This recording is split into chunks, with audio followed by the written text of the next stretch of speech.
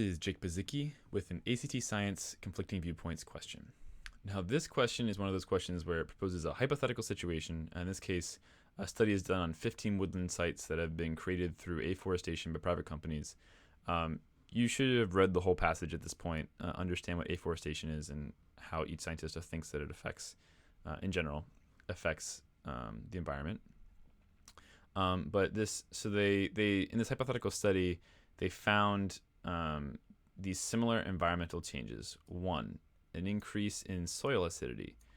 2, a decrease in the number of non-shade plants. 3, a decrease in soil erosion. And 4, a decrease in atmospheric carbon dioxide.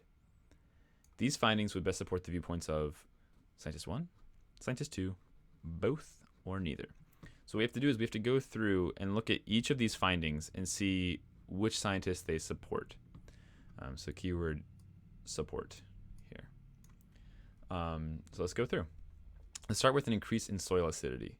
So if the study showed that there was an increase in soil acidity, and we look for where does it talk about soil acidity? It talks about it here in Scientist 2's second paragraph. They have acidic qualities that lead to the pollution of local rivers and plants and kill plants, plants and microorganisms.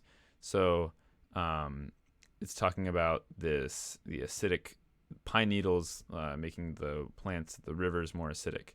And it doesn't specifically say that the dirt or the ground, the soil is more acidic, but that's something we could pretty logically assume that if the soil underneath the trees would also be more acidic. But we're just that's a mild yes, a mild support for scientist 2.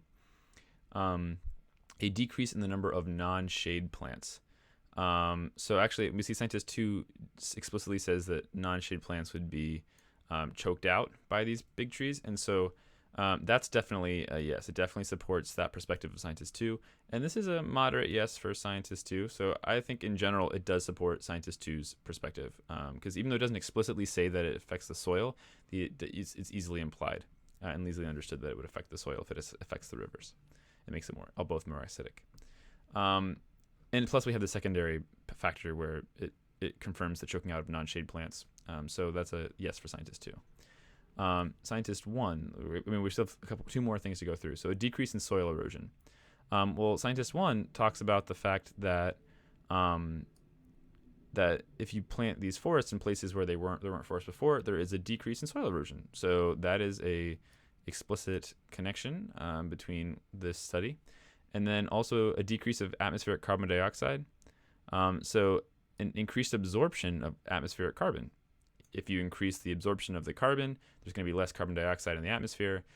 So that is also a direct support of this argument. So we see that these findings would best support the viewpoints of both of these scientists, both scientist 1 and scientist 2, which is our correct answer.